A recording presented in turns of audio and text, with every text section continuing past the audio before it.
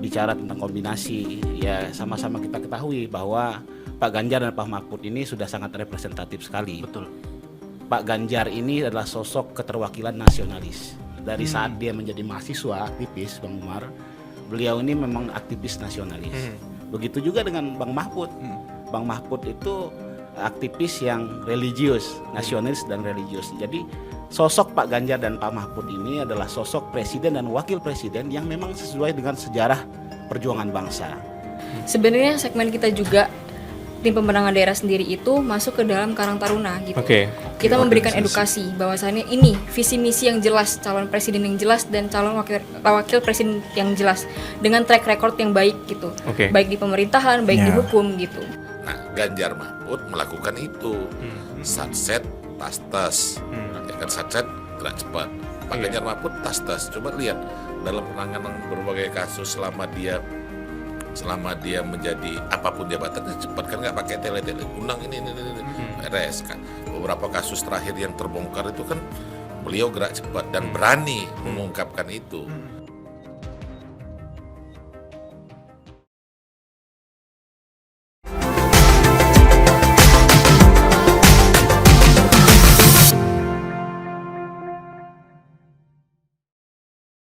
Ya, selamat datang lagi di podcast Lampung Memilih. Ada Panjul dan Aji dan juga ada teman-teman semua di sini. Terima kasih. Boleh minta tepuk tangannya. Selamat datang lagi. Kita ucapin nggak kerasa ini udah episode keberapa gitu. Udah berapa nih? 1803. 1003 ya? 1003. Karena hari ini kita spesial sekali. Kemarin itu 2 episode kita udah kedatangan dari Timnas. Kalau yang pertama disebut Timnas katanya kan, Timnas 01. Terus yang nomor 2 apa kemarin namanya? Apa? TKD 02. Dan hari ini kita kedatangan teman-teman dari TPD 03. Luar biasa. Tim ya. pemenangan daerah. Tim pemenangan daerah. Siap. Dan hari ini kita bakal ngobrol banyak. Kita juga sharing-sharing lah ya, ya terkait dengan gerakan apa yang sudah dilakukan untuk bisa menyukseskan ke 03 di Provinsi Lampung. Betul. Gitu ya. Apalagi kemarin habis debat ya. Menarik kan tuh. itu udah kelihatan tuh gimana sosok-sosok yang udah mau dipilih sama calon-calon pemilih. Dan mungkin kita langsung aja nih Pan ya, kenalin dulu ya. Kenalin silakan dulu. Mungkin untuk yang pertama ini sudah hadir depan kita ada Badan Pemenangan Pemilu PDI Perjuangan Lampung, ada Bang Umar Ahmad. Assalamualaikum Abang Umar. Gimana kabarnya Bang? Sehat Bang? Alhamdulillah. Perjalanan lancar Bang ya? Lancar Bang. Panas hari ini Bang. Luar biasa cuacanya. Terus yang kedua ini ada dari segmen pemilih penggalangan dan keagamaan TPD Ganjar Mahfud Lampung, ada Bang Rahmat Santori. Assalamualaikum Abang. Waalaikumsalam. Masih muda banget. Masih muda. Lu mau kenalin yang terakhir? Gua tahu Bang, lu matanya ngeliat ke sini Bang. Iya udah enggak ngeliat sini mulu. Spesialis gue ya. Set. Ini dari kesekretariatan TPD Ganjar Mahfud Lampung. Sasa Della Adinda. Oke, selamat siang Kak. Selamat siang. Selamat siang Dinda. Ini kok mes-mes begitu Bang? Iya, grogi ya. Langsung halus gitu ya. Langsung halus gitu. Bang inget Bang Cucung. Dobanan. Udah punya Cucung lu hari ini. Ini zilenial semua Pak ya, kayaknya ya. Mana zilenial? Semua lah zilenial. Termasuk Anda. Milenial lu? Saya X. Boomers. Tapi memang ya kalau kita lihat perkembangan politik dan juga tokoh-tokoh politik milenial tuh udah mulai banyak Bang ya. Abang lihatnya gimana Bang? Ya, udah banyak banget muncul dan pemikiran-pemikiran yang sudah mulai kelihatan melihat ini secara utuh. Teman-teman milenial dan Gen Z itu sudah mulai aktif untuk ikut di dalam proses menentukan pilihan politik ke depannya gitu. Memang sebelumnya sempat Abang anggap apatis atau apolitis gitu Bang? Beberapa waktu yang lalu kita ngelihatnya gitu. Jadi seolah-olah kan nggak ada kegelisahan di di komunitas Gen Z ini. Jadi dengan pelanggaran-pelanggaran yang menurut kita itu adalah pelanggaran etika berat dan sudah diputuskan juga ada pelanggaran etika berat, saya ngelihat nggak ada kegelisahan. Karena nggak ada kegelisahan, kita nggak melihat ada gerakan. Karena gerakan itu selalu muncul dari anak muda, dari kegelisahan. Nah, gelisah aja nggak, gimana mau bergerak? Oke. Nah, jadi aman-aman aja ya Bang. Nah, tapi setelah ngelihat beberapa ini terakhir, mungkin orang itu kan melihat karakter. Karena ini karakternya tenang, yakin, punya ini, terus ada yang emosional, kelihatannya malah itu yang dilihat oleh ini. Calon pemimpin itu yang nggak boleh emosional, calon pemimpin itu harus gitu. Jadi ternyata isu-isu yang sebenarnya fundamental menurut kita fundamental itu nggak membuat mereka gelisah, tapi hal-hal tertentu yang hanya gimmick-gimmick itu yang membuat mereka tergerak kan. Nah tapi ternyata ketika melihat karakter orang secara emosional dia nggak stabil atau labil gitu, ya mulai ada gorengan-gorengan kan, dunia maya juga sudah kelihatan. Cepet banget lagi Bang. Cepet banget, dan yang mulai ngomentari itu kelihatannya ya dari segmen itu Gen Z yang yang mulai berkomentar. Tadinya kan kalau soal pelanggaran etika berat di MK itu orang hanya ngelihat, ini ada politik dinasti, yang ngomong-ngomong itu orang-orang yang lahir di 80, paling tua yang lahir 90, yang banyak mengomentari itu. Nah, tapi kelihatannya teman-teman yang lahir di 2000-an ini sudah mulai juga jalan sekarang. Yang kita pantau cuma di Lampung. Secara nasional mungkin nggak terlalu. Tapi saya rasa samalah pikiran orang itu gitu kan. Dan itu akhirnya kita menerima juga ya Bang ya, konsekuensi atau fakta yang tadi Abang sebutkan di MK dan sebagainya ya. Akhirnya generasi milenial atau zilenial sudah menerima hal itu mungkin Bang. Ya bukan menerima, karena mungkin ada informasi yang terputus terhadap sejarah bangsa ini, terhadap bagaimana kita mempertahankan demokrasi, kemudian mempertahankan konstitusi. Karena mereka itu nggak mendapatkan cerita itu, sehingga mereka nggak merasakan bahwa itu menjadi bagian yang penting dalam yang menentukan masa depan mereka. Bagaimana tidak kalau sesuatu dimulai dari hal yang tidak komitmen, ya ke depannya kita bisa berharap seperti apa kan? Kira-kira gitu. Nah, cuman dengan isu itu tidak membuat mereka gelisah. Nah, tapi karena kemarin itu kan ada tanya jawab capres, capres antar 01, 02, 03, 0 dan sebaliknya. Kelihatannya isu-isu tentang karakter orang itu jadi kelihatan jelas di situ. Di debat itu ya Bang. Di debat itu muncul. Kelihatan. Nah, ada kemungkinan ketika orang sudah menilai karakter ini, ya orang ternyata gue selama ini juga salah ikut gabung di sana. Jadi menurut saya ini debat capres itu memiliki pengaruh yang besar. Tinggal bagaimana ya tugasnya kita lah juga sebagai media dan lain sebagainya, memberitahu yang sebetul-betulnya, yang sebenar-benarnya bahwa ini loh calon pemimpin bangsa kita, calon presiden yang akan menjadi nahoda negara ini untuk menentukan arah nasib negara kita ke depan. Kira-kira gitu. Jadi di capres kemarin itu kalau bisa jangan sampai blunder lah, bisa ngaruh juga ya, berpengaruh. Berpengaruh. Walaupun orang masih yakin lah ya tidak berpengaruh, kata orang hanya sekian persen, tapi kan ini kan mulai dari sekian persen itu bisa blunder, bisa jadi bola salju. Iya benar-benar. Kalau Bang Rahmat Santori ngelihatnya gimana, kan kemarin kita udah kelar nih debat pertama ya kan, kita juga ngelihat kan dari masing-masing 01, 02, 03 itu udah ngeluarin gagasannya, bahkan juga sempat kayak semacam ada sentil-sentilan lah, dan itu bikin seru banget ya. Kalau Bang Santori ngelihatnya gimana kemarin? Boleh dekat sedikit ke mic nggak apa-apa Bang? Bang Umar juga boleh. Terima kasih Bang Pacul. Jangan Pacul ya. Kalau Pacul beda, ada di pusat. Bang Pacul. Saya kira Bang Pacul. Iya. Bang Panjul. Retorikanya bagus juga kayak Bang Pacul. Bang Aji. Aji dipanggil Anjay. Izin Bang Umar. Beliau senior saya, Adinda Salsa.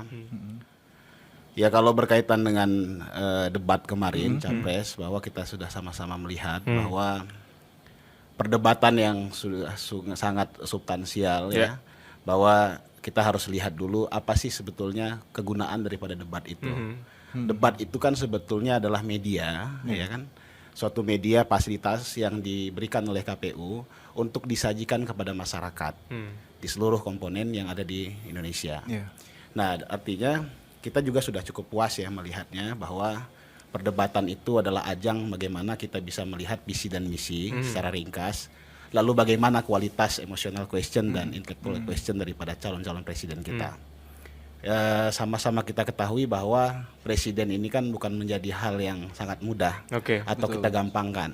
Presiden ini adalah pimpinan tertinggi di negara kita sebagai kepala pemerintahan dan kepala negara. Nah, artinya kita jangan sampai melihat dari sisi-sisi subjektif, tapi harus melihat dari sisi yang objektif, bahwa syarat dan prasyarat daripada calon presiden ini harus cukup. Baik itu syarat prasyarat hukumnya, syarat prasyarat sosialnya, syarat prasyarat pengalamannya, dan lain-lain sebagainya. Karena kita sama-sama pasti punya cita-cita, punya harapan bahwa Presiden Republik Indonesia ke depan ini bisa membawa Indonesia ini lebih unggul dan gerak cepat. Begitu sih Bang Panjul. Mantap, Rektor. Mantap. Keren. Ya, bicara ini ya, tadi syarat dan prasyarat ya. Mungkin kalau saya pribadi lihat juga Ganjar dan Mahfud ini memang kombinasi yang pas ya, karena Pak Ganjar kan gubernur ya, sebagai gubernur, kemudian Pak Mahfud juga sudah banyak sekali track recordnya di kementerian ya, dan fokusnya juga sama-sama kayaknya kasus hukum ya, masalah-masalah hukum. Nah, ini kalau Abang lihat apakah nantinya memang akan konsisten seperti itu, dan seperti apa Abang mengejawantahkan kepada para pemuda ini kan, kalau agak berat sih Bang ya, untuk kalau lihat visi misinya Indonesia unggul, gerak cepat ya, Indonesia unggul. Nah itu gimana Abang untuk mengelaborasikan dan bisa mengantarkan wacana ini, visi misi ini kepada masyarakat Gen Z lah, Gen Z yang mungkin agak ini perlu detail. Ya sebetulnya sih tidak terlalu berat ya, karena saya lihat bahwa program-program yang disajikan oleh Pak Ganjar dan Pak Mahfud ini adalah suatu aspirasi, visi-visi kerakyatan. Bahwa di situ melakukan percepatan dari sisi semua segmen yang ada, baik itu segmen infrastruktur, pembangunan ekonomi, pembangunan mental, kesehatan, dan pendidikan, lain-lain sebagainya.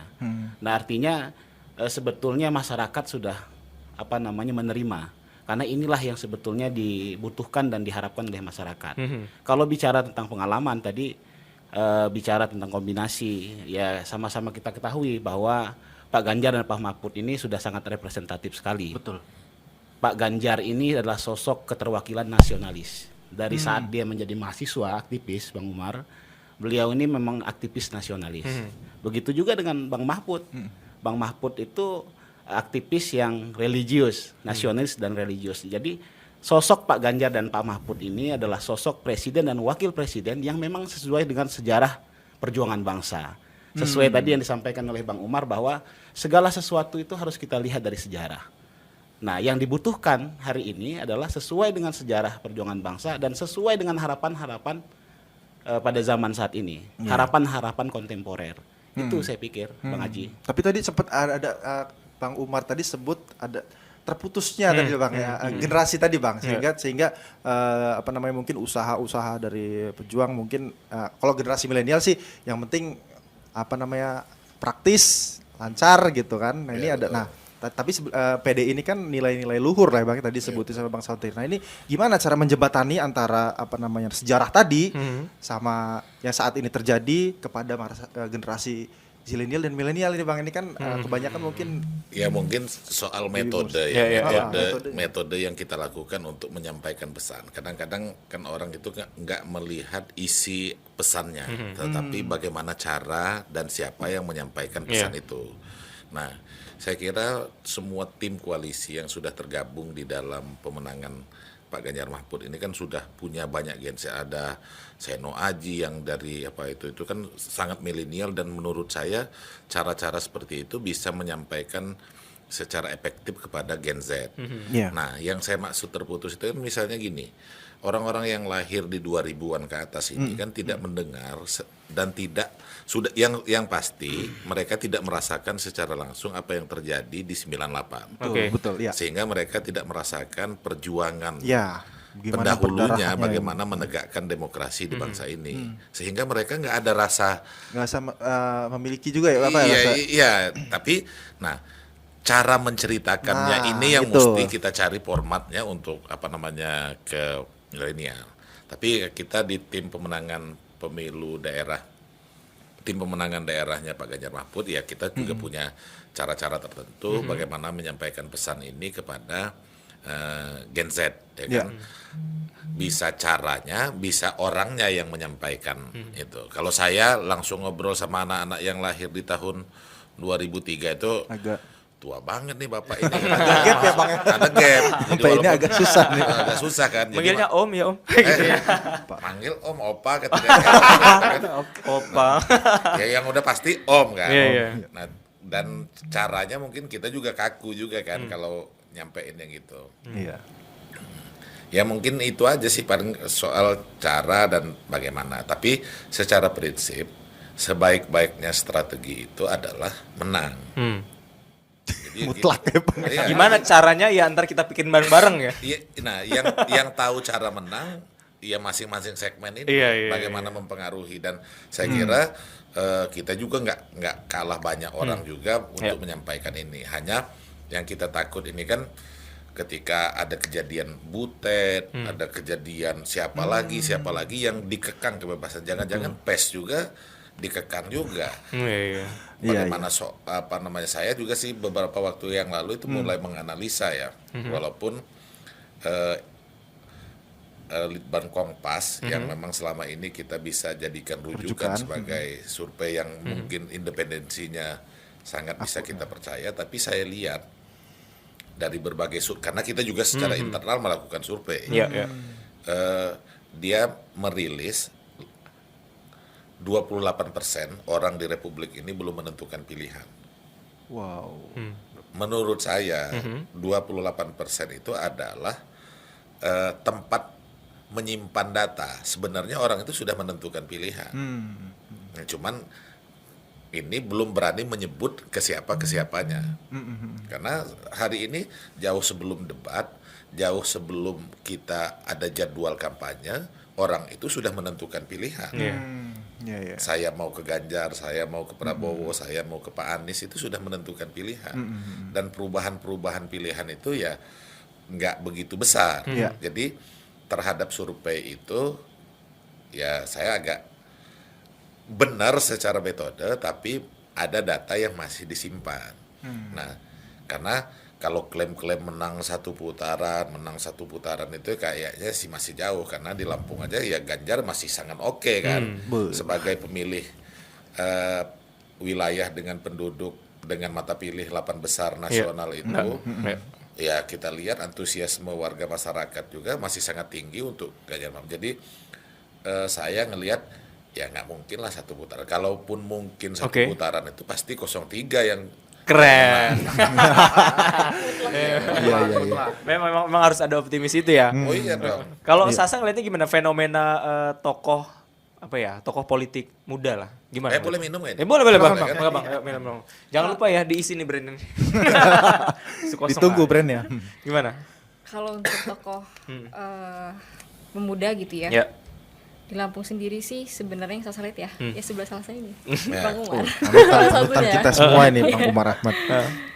Jadi ya maka dari itu kenapa saya sendiri sebagai Gen Z ya melihat fenomena politik sekarang ini betul yang disampaikan dengan Bang Umar dengan Bang Santori juga itu terkadang ya saya lihat ya banyak potongan-potongan video yang tersampaikan di sosial media itu bertujuan untuk mengujar kebencian. Maka dari itu sebagai kaum Gen Z harus pintar-pintar gitu melihat sosial media itu dari mana sumber yang terpercaya dan teruji. Karena banyak dari saya lihat ya dari beberapa lingkungan mereka masih terbawa dengan potongan-potongan video itu tadi. Ke-trigger ya mereka ya. Benar ke-trigger gitu. Jadi banyak menggiring opini akhirnya karena melihat video ujaran kebencian itu tidak memilih si pasangan calon ini gitu karena melihat ini video ini benar nih seperti ini kayaknya karakternya seperti ini tapi kan kita lihat lagi di debat capres kemarin itu terlihat jelas tuh karakternya dari ketiga pasangan calon ini dari 3 capres ini. Jadi itu sih menurut saya. Berarti ada ini juga ya tugasnya Salsa dan teman-teman Genset di PDIP atau di tim kita TPD itu berat juga ya untuk mengcounter. Nah itu gimana cara mengcounter? Misalnya ada potongan-potongan video mungkin video dari capres dan cawapres kita yang ya kan ada yang apa ya Pan ya? Ya ada suka bikin kocak-kocak lah ya gitu. Nah itu gimana cara mengcounternya atau memfilter atau menetralisirnya supaya nggak tergerus tuh suara kalau milenial. dari Salsa dari kaum Gen Z supaya tidak tergerus ya kita harus sekarang kan anak kaum muda ini banyak yang pintar-pintar ya Bang, banyak yang kritis dalam memilih gitu. Kalau untuk menetralisir kaum Gen Z seperti ini ya harus kita tampilkan gitu, beri tahu itu sosial media dari sumber yang terpercaya dan teruji tadi itu saya bilang. Terus juga dari beberapa lingkungan yang saya lihat ya banyak yang terbawa karena ikut-ikutan aja, tapi tidak berpendirian bahwa saya nih melihat ini gitu. Tapi saya melihat di pasangan calon yang sebenarnya ini memiliki karakteristik yang baik gitu, visi misi yang jelas gitu, yang tidak abu-abu, hitam dan putih itu yang saya bilang tadi. Banyak sekali sih di Gen Z, bahkan di kaum milenial juga banyak yang seperti itu karena melihat temannya pilih ini akhirnya dia ikut pilih ini, temannya pilih yang pasangan calon satu gitu, ikut pilih satu gitu, jadi nggak berpendirian. Justru itu memudahkan dong ya Kak Salsa ya untuk berkampanye di media sosial kalau ngelihat tadi gampang ke-trigger kelompok-kelompoknya gitu. Sebetulnya, tapi kan sebagai kaum milenial dan kaum Gen Z harusnya berpendirian. Tapi masalahnya masih banyak yang nggak berpendirian. Kayak lo nggak? Saya duduk, saya nggak berdiri. Yang nggak berpendirian gitu. Jadi duduk dia. Jadi ya banyak tuh yang gampang-gampang berubah. Ya mood swing apa itu bahasanya ya. Mood swing perempuan anjir. Terus apa healing ya kan gitu-gitu. Plan ya. Gitu gimana itu Kak ya? Kan banyak banget ini milenial itu yang ada yang kaum yang mungkin udah kuliah, ada yang kaum yang pengangguran, ada yang nggak pengangguran tapi UMR lagi UMR lagi. Habis itu ada yang mungkin petani. Nah itu kan memang harus diakomodasi lah ya. Nah trik-triknya gimana ini sampai ke bawah nggak Kak? Jadi kantong-kantong parkir yang mungkin 28% tadi yang masih bingung milihnya tuh kan, masih tunggu aja lah nanti gitu. Nah ini nguatinnya gimana Kak? Kalau dari Gen Z ya Kak, kalau dari yang kita lihat dari tim pemenangan daerah kita itu kan sudah bergerak sebelum adanya tim pemenangan daerah. Melalui tokoh-tokoh, relawan dan juga kaum-kaum muda ya di desa-desa gitu. Sebenarnya segmen kita juga tim pemenangan daerah sendiri itu masuk ke dalam Karang Taruna gitu. Kita memberikan edukasi bahwasannya ini visi misi yang jelas, calon presiden yang jelas dan calon wakil presiden yang jelas dengan track record yang baik gitu. Baik di pemerintahan, baik di hukum gitu. Baik di sebagai calon presiden kan Pak Ganjar yang kita tahu sebagai gubernur, Pak Mahfud yang kita tahu sebagai penegak hukum gitu. Jadi itu tidak hanya menye-menye gitu ya Kak dengan gimmick sedang terjadi sekarang yang aku lihat secara pribadi ya, menggiring seolah-olah politik riang gembira itu tidak punya apa ya, yang aku lihat itu seperti menutupi aib dengan gimmick tersebut. Menutupi aib dengan gimmick tersebut. Kalau aku lihat ya, kalau secara aku lihat secara pribadi ya.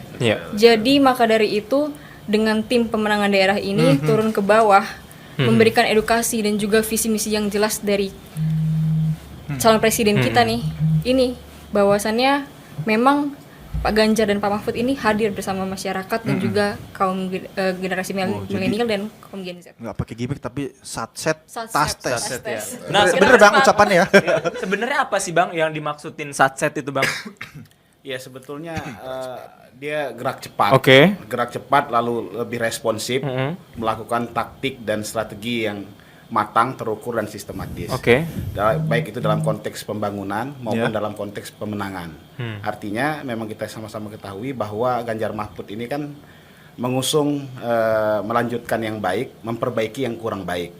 Jadi secara objektif Pak Ganjar Pak Mahfud ini melakukan percepatan terhadap infrastruktur, percepatan terhadap ekonomi, percepatan pendidikan dan lain sebagainya. Itu sebetulnya satset itu gerak cepat. Tidak ada diskusi yang terlalu panjang, Oke. tidak ada wacana yang terlalu melebar, tapi gerak cepat Ganjar Mahfud harus menang, Iya. terutama di Wih. Provinsi Lampung. Keren. Itu dia ya. Tapi kayak kemarin kan banyak banget ya fenomena nasional yang kadang-kadang itu kita suka terkaget-kaget, Bang. Kayak misalkan dari yang tadi yang dibilang juga lagi banyak gimmicknya segala macam gitu-gitu. mana? Kayak mana? Yang mana ya? Mancing. Kuda yang mana? Kuda yang mana? Aduh. Ya kayak yang udah lah, yang kita juga kan sama-sama tahu kan, kita juga ngeliat sosial media dan juga kita juga baca media kan segala macam. Kayak dari cara apa ya, kalau kita lihat cara duduknya, cara dapat posisinya seperti itu kan bikin kaget semua orang gitu kan. Itu gimana maksudnya kalau dari mungkin aku tanya ke Bang Umar ya, karena kan Bang Umar kan Badan Pemenangan Pemilu juga, terutama dari Partai PDI Perjuangan. Lihatnya kalau sikap partai gimana, Bang, terhadap yang isu itu terutama ya? Tiba-tiba Sebenarnya akselerasi. kalau kita yang di kadar partai nggak kaget lagi sih, Oke. karena fenomena itu kan menjadi momentum yang muncul terakhir, kesimpulannya gitu. Itu kan sebenarnya sudah terbaca sejak awal. Jadi ya nggak begitu kaget. Ya yang bikin kaget waktu kami menerima berita itu sebelumnya. Oke. Nah, cuman kan kita masih percaya bahwa sebenarnya seorang yang mungkin hari ini kita percaya memiliki integritas yang sangat baik, terus melakukan hal-hal yang di luar nalar kita. Tapi setelah itu ya sebentar aja sih kita sadar, karena berdasarkan cerita teman-teman di lingkungan Solo sana juga, ya jangankan hanya sekedar Bu Megawati terhadap orang tuanya sendiri yang disampaikan, tapi ini entah benar entah enggak ya. Yang namanya juga kita ngedengar berita, tapi sumbernya ya jelas Ketua DPC Solo, F.X. Rudi yang pernah jadi wali kota Solo, ya waktu ada kejadian apa itu dia nggak hadir. Jadi jangankan sekelas Megawati kata dia, ibunya sendiri aja tidak mendapatkan penghormatan yang seharusnya dia lakukan, kira-kira gitu. Nah itu mah ya jadi kita nggak usah, dia menghimbau kepada semua kader yang nggak usah kaget lah kata dia, kayak gitu kata dia gitu kan.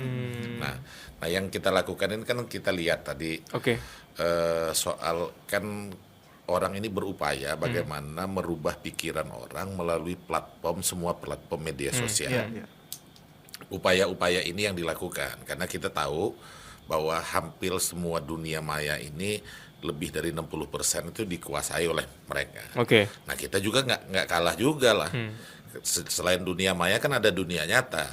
Orang itu punya kuping, orang itu punya telinga, punya mata. Ya kita ya kalau nggak bisa lewat media sosial ya kita sampein walaupun pelan.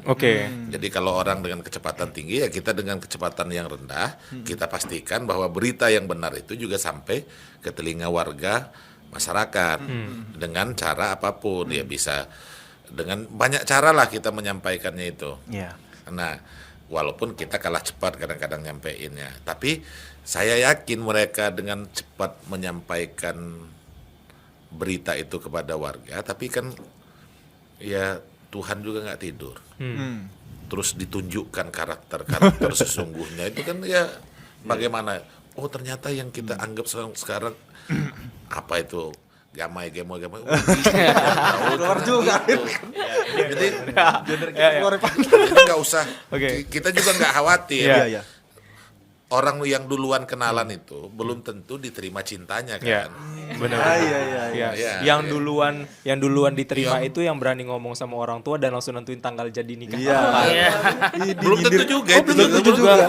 Jadi apa nih Bang yang tentu nih Bang? Yang klik terakhirnya itu ya bisa jadi itu kan. Oh ini ternyata setelah gua melakukan proses penilaian, oh yang ini ternyata. Nah Ganjar Mahfud melakukan itu. Satset tas, ya kan satset gerak cepat. Pak Ganjar Mahfud tas. Coba lihat dalam penanganan berbagai kasus selama dia menjadi apapun jabatannya cepat kan, nggak pakai tele-tele. Undang ini beres. Beberapa kasus terakhir yang terbongkar itu kan beliau gerak cepat dan berani mengungkapkan itu, walaupun punya risiko menelan pil pahit dan lain sebagainya. Jadi komitmen itu saya lihat jelas.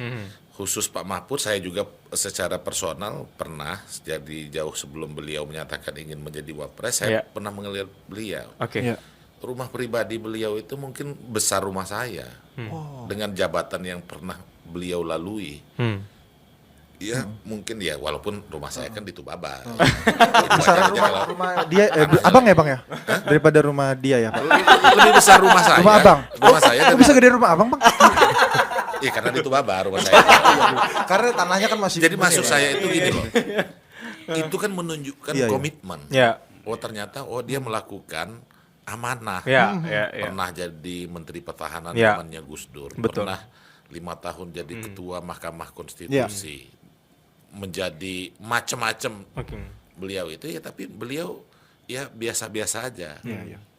Nah, pemikirannya yang luar biasa. Iya. Gitu loh. Aku respect sih kalau sama Pak Iya kan? Mahfud, respect Iya. sekali. Pasti. Kalau sebagai apa maksudnya sarjana hukum tuh pasti beliau itu jadi referensi kita juga sebenarnya. Betul. Gitu. Betul. Tapi yang gua Tapi nanti dulu saya mau nanya ini ya. Ya, Pandangan Abang gimana nih Bang? Ini ada 2 isu yang berkembang. Terus nanti yang mau jawab siapa. Yang pertama adalah aku masih berkaitan dengan yang tadi. Isu yang pertama itu ini Bapak D ini ngambek. Katanya kan ngambek katanya karena mungkin di partai itu nggak dapat proses yang strategis lah inilah makanya dia buat gerakan seperti yang kita tahu sama-sama sekarang ini. Itu yang isu yang pertama. Itu tanggapan Abang gimana? Terus yang kedua tadi apa ya? Lupa lagi gua. Jawab dulu deh itu Bang. Jawab dulu Bang. Iya. Itu, Bang. Jadi gini, efek dari. penghormatan terbesar yang diberikan partai kepada seseorang atau kepada lembaga itu adalah rekomendasi. Oke. Partai ini sudah berkali-kali memberikan rekomendasi sebagai bentuk penghargaan tertinggi partai terhadap kinerja para kader. Direkomendasi menjadi wali kota, menjadi gubernur, menjadi presiden 2 kali. Itu penghormatan, bentuk penghormatan. Soal bahwa ada yang bilang petugas partai, masa iya sih hal yang begitu membuat kita tersinggung? Ya memang di awal-awal kita ngelihat disebut sebagai petugas partai itu seolah-olah melecehkan, tapi secara konstitusi bahwa sebenarnya amanah politik terbesar itu kan diberikan kepada partai politik. Dan ketika rekomendasi itu dikeluarkan oleh partai politik dengan penugasan tertentu, ya berarti dia adalah petugas partai yang ditugaskan untuk amanah tertentu. Menjadi presidenkah, menjadi gubernur atau menjadi wali kota. Iya. Itu dikeluarkan rekomendasi itu kan sebagai apa penghormatan tertinggi tadi Bang Iya, ya. betul. Itu apa yang membuat rekomendasi itu keluar? Apa ada penilaian-penilaian tertentu gitu sehingga keluar tuh rekomendasi? Ini kan kasusnya terhadap Pak D kan. Iya, ini masih nyambung. Jadi kan kalau ada yang kalau dikatakan bahwa Pak D itu tersinggung itu sebenarnya alasannya kurang kuat untuk dia tidak menghormati keputusan partai. Tapi kami sudah diperintahkan lupakan itu. Kita nggak usah baper-baperan, nggak usah mikirin itu.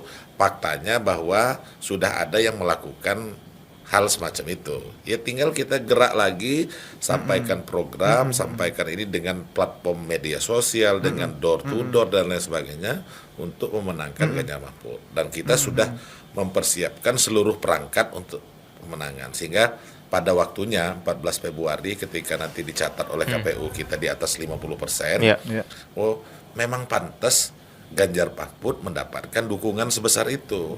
Karena dia sat-sat tas-tas itu tadi kan, dengan semua visi, program yang dia tawarkan untuk rakyat. Nah konteksnya sama Lampung pasti. Lampung ini sebagaimana kita ketahui bahwa ya dengan jumlah desa lebih dari 2.500 desa dan kelurahan di Lampung ini, dengan program-program satu desa satu pustu, kemudian satu keluarga satu sarjana, itu pasti akan mendorong pertumbuhan indeks pembangunan manusia di Lampung. Dan saya kira komitmen yang sudah diucapkan oleh Pak Ganjar di halayak ramai itu pasti akan itu. Dan satu hal yang perlu kita catat, satu-satunya yang mengusung isu kesetaraan ya Pak Ganjar dan Pak Mahfud yang secara tegas maksud saya menyatakan kesetaraan apa itu Bang? Ya kesetaraan dari semua wilayah, kesetaraan dari semua bentuk yang hari ini kita perdebatkan soal ketimpangan. Nah dia pengen ada kesetaraan. Baru yang tegas ini ya 03 ini ya Bang yang menyebutkan. Nah kalau bicara visi misi juga ya ke Kak Salsa ya, tadi kan Bang Umar Ahmad juga sebutkan bahwa 60% dikuasai ya untuk digitalisasi ya, maksudnya untuk serangan-serangan di cybernya 60 lebih 60 lebih malah mau ditambah lagi 60 lebih tuh. Tapi kan kita juga nggak bisa tinggal diam ya Bang, karena sekarang ini Kak Salsa sama Kak Santori juga generasi Z yang memang akrab di media sosial itu juga harus punya punya serangan-serangan juga dong ya kan, apalagi di visi misinya itu ada mempercepat pembangunan sistem digital tuh. Nah sekarang kita harus mulai mengedukasi. Nah ini gimana itu Bang? Kita harus tetap walaupun ke lapangannya tetap, ke masyarakatnya tetap, nyentuh masyarakat tetap, tapi di medsosnya juga harus digas terus dong. Apa gimana? Apa nggak Kalau sepakat? di sosial media juga kita juga sudah branding mengenai visi misinya Pak Ganjar Mahfud. Salah satunya itu adalah program Pak Ganjar ya yang Kartu Sakti tahu. Itu Kartu Sakti itu salah satu program Pak Ganjar di mana kartu itu juga salah satu gabungan dari beberapa kartu Indonesia Pintar, kartu tani jadi satu. Itu yang kita lihat kan generasi Gen Z dan kaum milenial ini butuh gerakan yang praktis. Jadi apa-apa nggak ribet, anti ribet. Pokoknya kartu itu menjawab anti keribetan Gen Z dan kaum milenial. Untuk digitalisasi tersendiri itu di sosial media sudah kita lakukan. Efeknya gimana Pak? Sering lihat di ini juga ya Pak ya, di breakdown juga impresinya segala macam. Iya, kalau efeknya tadi saya bilang. Kalau masih tetap kalah sama yang 60% lebih tadi. Terkadang yang saya lihat ya, ya saya juga aktif di TikTok kan. Saya lihat di FYP-nya itu banyak sih diambil potongan-potongan video tadi itu dan banyak yang tergiring opininya dengan ujaran kebencian itu. Maka dari itu tidak hanya di sosial media aja, tapi gerakan di bawahnya juga secara nyata yang dibilang Bang Umar Ahmad itu harus diedukasi. Itu yang paling penting ya artinya ya Bang ya. Apalagi kalau PDIP ini partainya Wong Cilik ya Bang, masih ya Bang ya partai Ya Wong kita Cilik. kan nggak mungkin akan masuk besar-besaran di wilayah yang dikuasai oleh orang lain kan. Oke. Yang Betul. infrastruktur pertempurannya dikuasai oleh orang lain, nggak mungkin kita nyerahin badan kita bulat-bulat di tengah itu kan. Kita akan ditelanjangi di situ. Tapi kita punya cara yang lain untuk masuk ke wilayah-wilayah yang tadi itu untuk meyakinkan pemilih. Ini justru mereka lemah di situ ya Bang ya. Ya menurut saya ya bukan lemah, tapi kita punya keyakinan, kita punya kekuatan yang lebih di besar situ lah Bang wilayah habitatnya ya, itu. passionnya di situ ya Bang ya.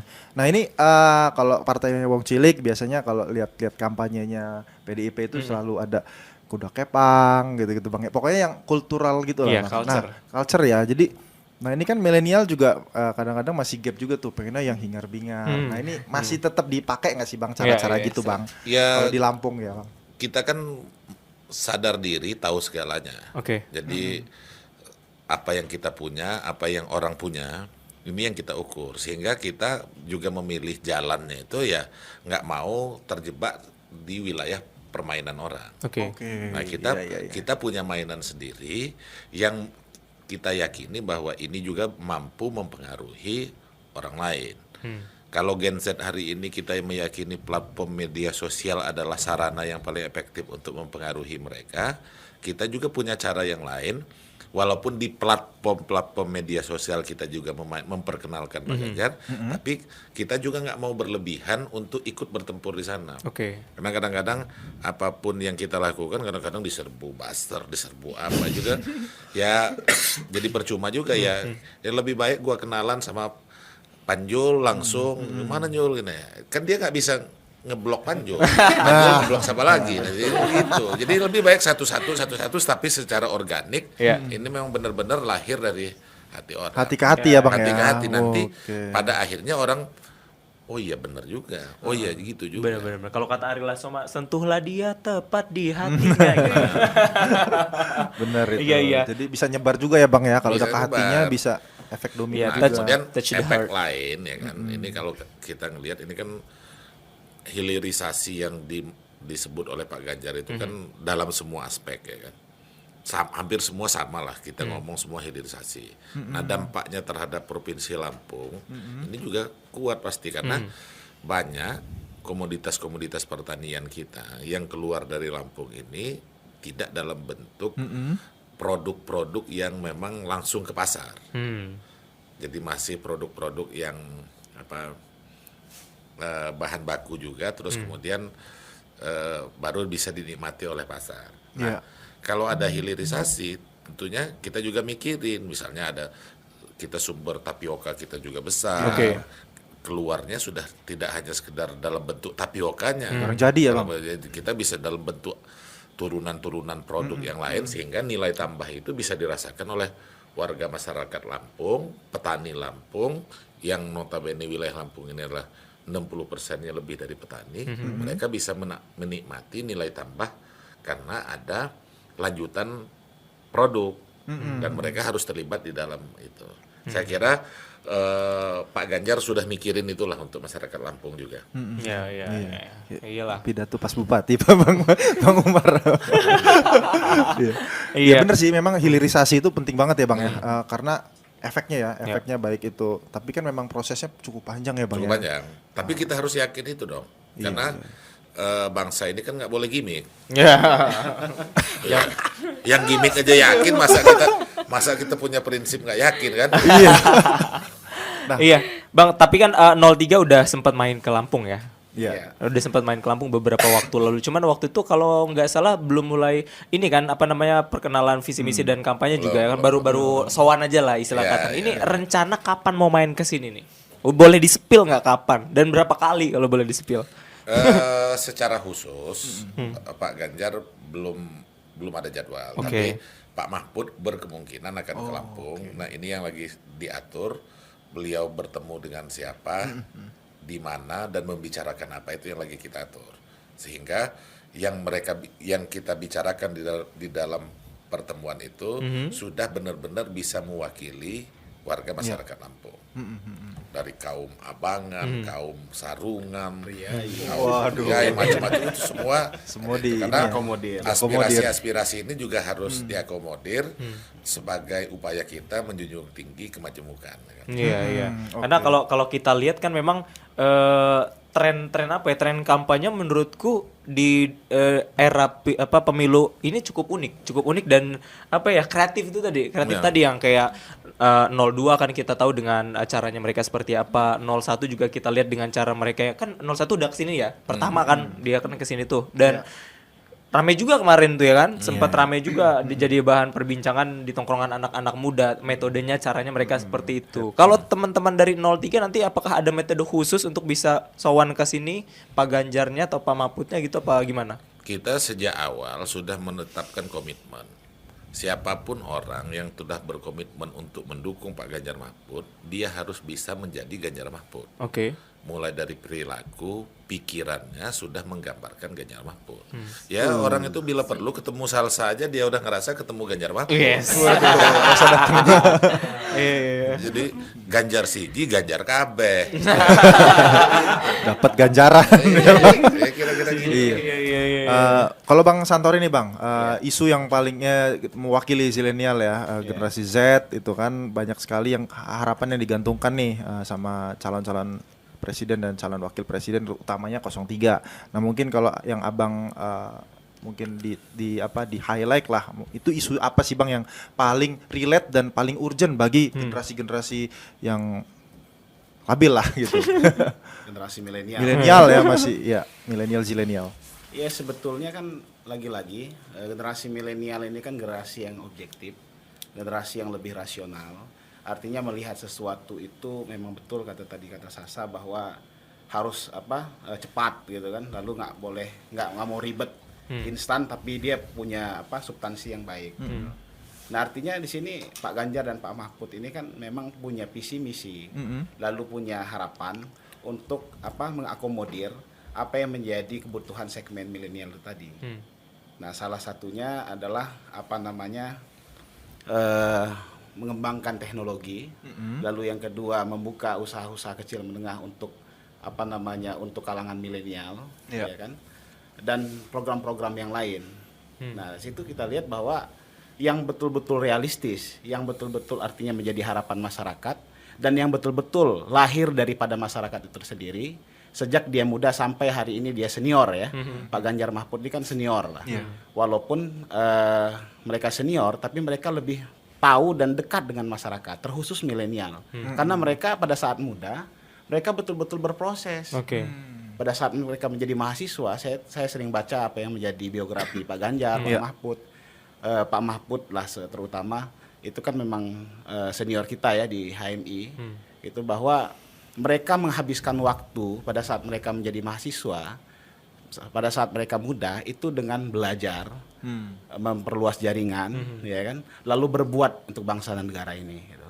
Jadi bukan hanya bicara umur, usia, sebetulnya bagaimana calon presiden, wakil presiden ini mengakomodir, lalu tahu apa yang menjadi kebutuhan masyarakat khususnya milenial tadi. Nah kalau milenial ini kan identik sama ini Pan, kan pada buka-buka usaha lah ya, UMKM lah ya. UMKM. Nah kalau abang startup, kemudian usaha-usaha kuliner dan lainnya. Kalau ngelihat sekarang dan ke depan itu gimana bang? Abang lihat sekarang itu seperti apa sih kondisinya bang? Iya sebetulnya Kadang-kadang sih cukup baik lah ya kalau bicara tentang UMKM gitu kan. Salah satu indikator pertumbuhan ekonomi pada saat Covid ini kan memang kita ketahui UMKM yang melakukan penyimbangan dan berkontribusi penuh, berkontribusi paling utama lah ya, bukan penuh, paling utama dalam pertumbuhan ekonomi, stabilnya ekonomi itu UMKM. Tapi ini kan lahir dari masyarakat, lahir dari rakyat. Nah, negara harus mampu menjadi fasilitator yang baik. Negara dalam hal ini harus memfasilitasi baik itu secara finansial, secara edukasi manajerial dan lain-lain sebagainya. Bukan hanya kita membiarkan rakyat untuk melakukan usahanya sendiri, tapi seolah-olah masyarakat tidak mendapatkan perhatian dari negara. Nah, hadirnya Pak Ganjar Mahfud ini justru memberikan payung hukum, memberikan fasilitas, memberikan edukasi, lalu manajerial yang baik untuk pelaku-pelaku usaha, terutama usaha milenial. Itu. Nanti ke depan seperti itu ya bang. Sebenarnya fundamental aja bang ya, kebutuhan permodalan gitu-gitu ya anak-anak. Kalau UMKM ini kan UMKM permodalan ini banyak sebetulnya. Ya, pemerintah juga harus memberikan edukasi manajemen, ya kan. Tapi sejauh ini bang sangat kurang. ya, Justru UMKM itu berkembangnya itu karena memang dia harus survive, mereka survive gitu. Nah, disitulah titik di mana Pak Ganjar dan Pak Mahfud akan hadir bersama-sama pelaku usaha kecil menengah untuk ikut memberikan fasilitas, untuk memberikan edukasi, untuk memberikan kontribusi, mendukung, mensupport pelaku-pelaku usaha kecil menengah ini. Oke. Ya, jadi banyak upaya yang udah dilakukan dan ingin dilakukan ke depannya ya benar ya. Dan yang jelas-jelas itu adalah langkah yang harusnya realistis ya. Jadi nggak cuman kayak angan-angan belaka gitu untuk bisa mencari simpati gitu. Itu yang penting sebenarnya. Tapi gue penasaran sebenarnya Bang. Kalau yang udah kampanye yang dulu-dulu aku tuh sering lihat gitu kalau teman-teman dari PDIP itu pasti menggunakan warnanya merah gitu ya, terang, mencolok gitu ya. Tapi kampanye ini beda nih, menggunakan warna hitam. Kenapa? Ada apa itu? Boleh nggak diceritain tuh? Warna utama di PD Perjuangan itu memang merah dan putih. Oke. Kebanyakannya itu. Ya. Saya karena kebetulan sukanya hitam ya pakai hitam, nggak ada tendensi ke soalnya dari dulu kan bukan dari dulu dari memang atas. Kalau lu ngelihat yang lain banyak yang hitam tuh banyak merah kan, banyak merah. Banyak kayak beberapa kali keluarin metal gitu kan, merah total. Wes. Beberapa kali kan kayak Mbak Puan kan nongol di media juga kan menggunakan pakaian hitam. Untuk Pak Ganjar juga kan. Itu yang belum warna sempat hitam. saya WA ke Mbak Puan, kenapa dia pakai hitam? Kenapa gitu? Temanya kampanye ini boleh silakan. Izin jawab ini Bang Umar. Ya memang sebetulnya inilah bentuk PDI sebagai partai yang senior, partai yang nasionalis, lalu partai yang mengakomodir dari seluruh golongan, baik itu golongan religius, golongan nasionalis, dari berbagai suku, berbagai agama, ya kan. Nah disitulah sebetulnya timbullah inisiasi terobosan oleh TPN dan bersama dengan partai koalisi bahwa warna yang dipakai dalam pemenangan Ganjar Mahfud ini adalah warna hitam dan putih. Ini melambangkan dalamnya kesungguhan, lalu sucinya hati, kesungguhan hati dan sucinya hati untuk meraih suatu kemenangan dan keadilan. Nah artinya memang itulah kira-kira warna yang dipakai oleh tim pemenangan, hitam dan putih itu tadi, tidak ada warna lain. Maksudnya bukan tidak ada warna lain, tidak ada warna abu-abu, melainkan hitam dan putih. Kita punya prinsip kita punya karakter, lalu kita juga punya keistiqomahan untuk menjaga demokrasi, menjaga hukum, dan menjaga kedaulatan rakyat. Nah, iya. Mantap. Karena itu juga yang disampaikan sama Pak Ganjar kan ketika kemarin debat pertama kan, beliau dengan tegas mengatakan katanya kami tidak ada sikap abu-abu, kami jelas warna hitam dan warna putih dan satset nunjukin bajunya gitu. Makanya kenapa kok PDIP sekarang warnanya hitam? Apakah sudah berubah gitu kan? Kalau hitam putih udah lama. Iya. Kalau hitam putihnya PDI itu udah lama. Sejak dulu Bu Mega itu kan juga sering menggunakan hitam dan putih. Apakah Mas ada- Prananda iya, juga benar. kebanyakan hitam. Iya. Mbak Puan juga kebanyakan hitam, tapi kebanyakan kader merah. Iya, soalnya ada sentimen juga yang berkembang katanya, oh lagi berduka katanya gitu, hitam. Itu bang. Jadi gini, kemarin gue di WA sama temen kan. Iya. Nggak sengaja di WA sama temen. Mar, gimana kabar? Iya, gue jawab aja langsung kan. Sejak kami berpisah dengan Pak Jokowi,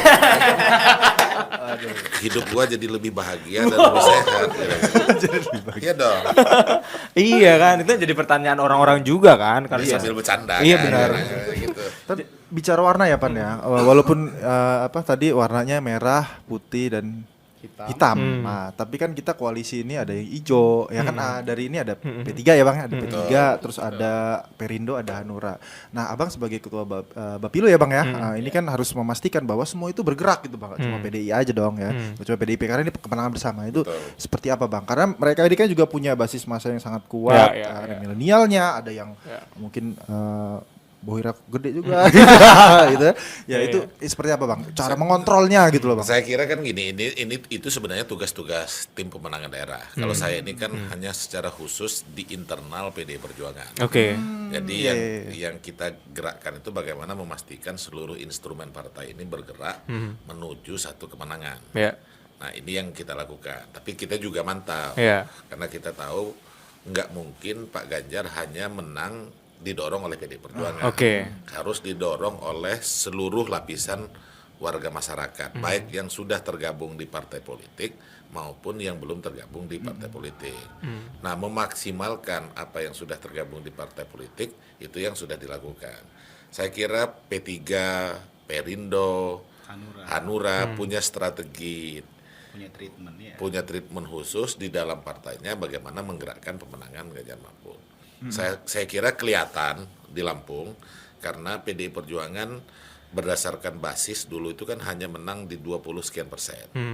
Nah, Pak Ganjar hari ini kalau berdasarkan survei-survei yang kita lakukan itu angkanya sudah 40-an persen di Lampung. Tinggi ya? Ya lumayan tinggi, walaupun belum setinggi Pak Jokowi di 2019.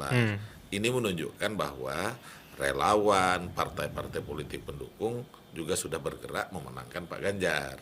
Nah, walaupun kita masih belum puas dengan hasil itu, karena berdasarkan bisikan mestinya Pak Ganjar itu di atas 50% di Lampung. Nah, ini yang sedang kita evaluasi terus, apakah cara kita menyampaikan belum maksimal, apakah kita menugaskan orang yang menyampaikan ini belum tepat, tetapi kami yakin bahwa yang kami usung ini adalah sosok yang udah sangat tepat. Oke, tinggal Mungkin nyampeinnya ya Bang ya. walaupun kamu orang belum ngomong di penghujung, saya mungkin mau ngomong gini. Jadi hampir semua ya, baik 01, 02, 03 itu pasti punya visi, misi, program, kegiatan yang sangat baik, punya komitmen yang sangat baik untuk bangsa dan negara ini. Nah, tapi kata kuncinya adalah karakter. Sekali lagi, kata kuncinya adalah karakter. Apakah orang ini punya karakter untuk menjalankan visi dan misinya? Jangan-jangan visi dan misi yang baik semua ini hanya di kertas, hanya di buku. Di PDF nih Bang ya. Iya, hanya di PDF dibaca. Tapi menjalankan ini butuh komitmen. Orang yang bisa menjalankan komitmen adalah orang yang punya karakter. Iya. Dan track record juga ya Bang. Iya, punya track record, punya karakter. Jadi nggak mungkin kalau gua sukanya marah-marah, ya kan, bisa menjalankan apa yang gua ucapin itu.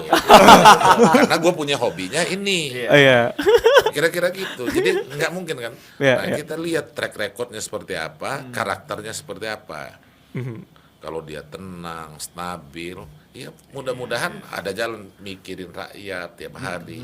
Iya. Tapi kalau yang dipikirin gimana bisnis gua hancur selama Waduh. yang dipikirin berarti selama ini yang dipikirin untuk berkuasa itu bisnis. Kira-kira Iya. gitu. Bang. Itu karakter Iya. yang diucap lagi kan. Aduh iya, viral nih. Ya, Iya, kira-kira- terus dibawa-bawa lagi kemarin di debat capres pertama. Iya, ya itu kan pasti orang mikir kan. Gimana gue percaya sama lu. Iya. Lu ngomong tiap hari gue ini adalah orang yang pekerja keras. Begitu gue assalamualaikum tempat lu belum jam 7 pagi lu belum bangun, kan pasti gue gak percaya. Bohong berarti. Padahal pada saat lu ngomong punya mimpi yang indah, punya visi. Ya itu Bang habis lembur dia. Lu bangun dia kesiangan. Kalau kerja kerasnya malah Iya. Tapi penting gimana? loh, Bang. Tadi bahas bisnis ya. Bisnis kan penting juga Bang untuk menyokong tapi bukan pribadi kan. pribadi. Iya. Tapi penting ya Bang ya untuk logistik ya Bang. Gue ini kan ngomongin yang Iya, diomongin Iya, orang itu. iya. Benar. Kita mereview aja Bang Iya, ya. review aja. Kita mereview. Ngingetin. Gua tahu ada yang lupa. Iya kan? bener. Takut lupa. Iya. Tapi Bang, kalau kita lihat kan di kubu sana juga kan ada masih kader kan sampai sekarang? Siapanya? Yang di kubu sebelah di anggota partai masih kan? Saya kira kewenangan menjawab dia kader atau bukan itu bukan kewenangannya daerah. Oke. Tapi ya mungkin secara hukum aturan main di partai orang yang ya seperti itu ya mungkin dianggap ya bukan kader lah akhirnya. Tapi kalau secara ininya masih warna merah kan dia? Harusnya. Ya, kalau KTA-nya kan memang belum pernah ditarik, Iya. belum pernah dibatalkan, tapi secara psikologi ya orang yang begitu ya bukan kader akhirnya. Nah ini pertanyaan selanjutnya ini yang isu berkembang juga Bang, isu berkembang juga di luar. Jadi sebenarnya ini adalah kayak permainan strategi strategi politik sebenarnya yang digunakan sama salah satu partai untuk bisa menurunkan elektabilitas dari salah satu paslon. Gimana tanggapan Abang? Misalkan kayak jatuhnya kan PDIP ada 2 nih jadinya di kontestasi Pilpres ini kan. Itu gimana tanggapan Abang? Saya kira gini jelas tegas PDI itu tegas nggak pernah dibilang nggak pernah abu-abu. Ketika yang diputuskan oleh Bu Megawati Soekarno Putri sebagai ketua umum partai memutuskan Ganjar Mahfud yang mendapatkan rekomendasi penugasan untuk menjadi presiden, ya semua kader ya Ganjar Mahfud. Nggak ada nggak ada kiri, nggak ada kanan, ya itu. Jadi putusan itu adalah putusan final bahwa kita itu ini, bukan yang lain. Jadi nggak ada, dan kami semua meyakini nggak ada main-main. Kenapa pilihannya Pak Mahfud?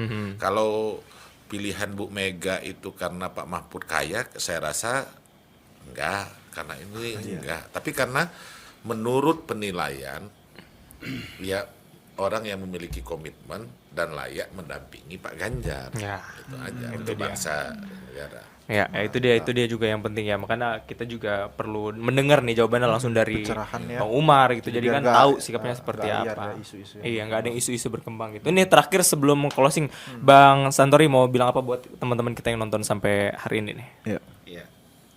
Boleh agak dekat, sorry Bang dikit.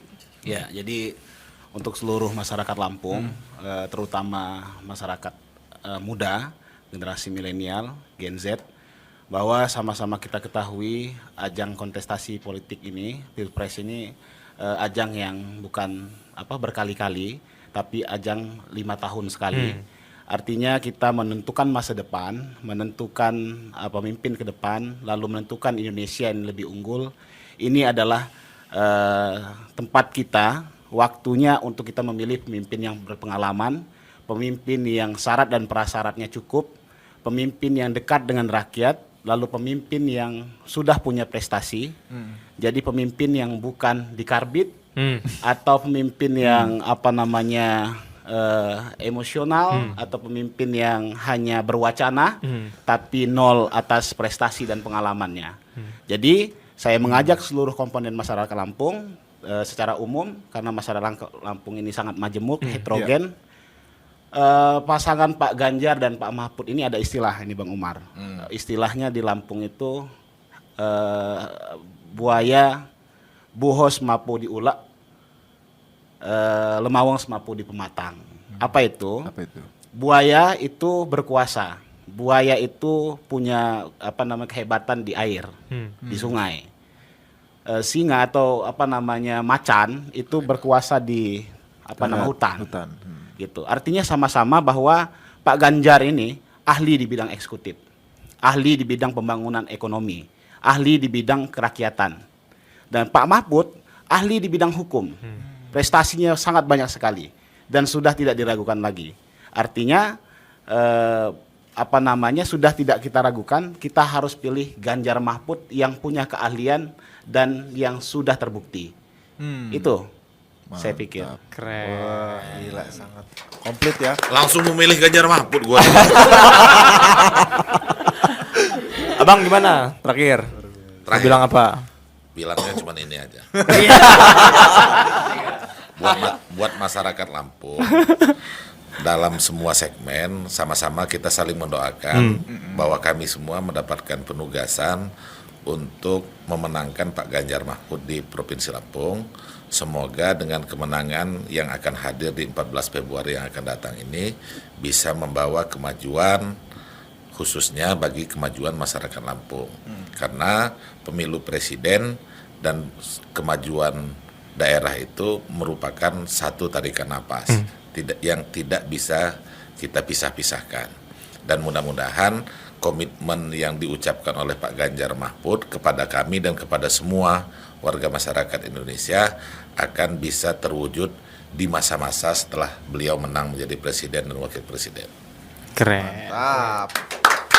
Terakhir, nih dari Kak Sasa, gimana silakan. Oke, Salsa ingin menyampaikan dan mengajak untuk seluruh kaum muda, terutama kaum milenial dan generasi Z, untuk tidak tergerus oleh isu-isu politik dalam mengujar kebencian. Harus pandai melihat pasangan calon dengan visi misi yang jelas, dengan program kerja yang jelas, melihat dari karakternya, tidak hanya gimmick semata aja. Ganjar Mahfud ini memiliki tagline yaitu orang ngapusi, orang korupsi. Ganjar Mahfud hadir bersama masyarakat. Ganjar Mahfud menang untuk Indonesia lebih unggul. Keren. Kok baru dengerin? Nah itu dia baru denger ini kan, makanya nonton Lampung Memilih. Terima kasih banyak buat teman-teman yang udah hadir dan juga teman-teman yang masih nonton sampai detik terakhir ini. Thank you banget buat kamu. Jangan lupa di like, di subscribe dan di share ya konten ini biar teman-teman juga yang lain pada nonton nih. Sesuai dengan tadi kata Kak Salsa juga, udahlah nggak usah ngeliat konten-konten hoax, tonton yang bener-bener aja nontonnya di mana? Di Lampung Memilih. Siapa? Kalau gitu Padi pamit. Aji pamit. Sampai ketemu di episode selanjutnya. See you and bye-bye.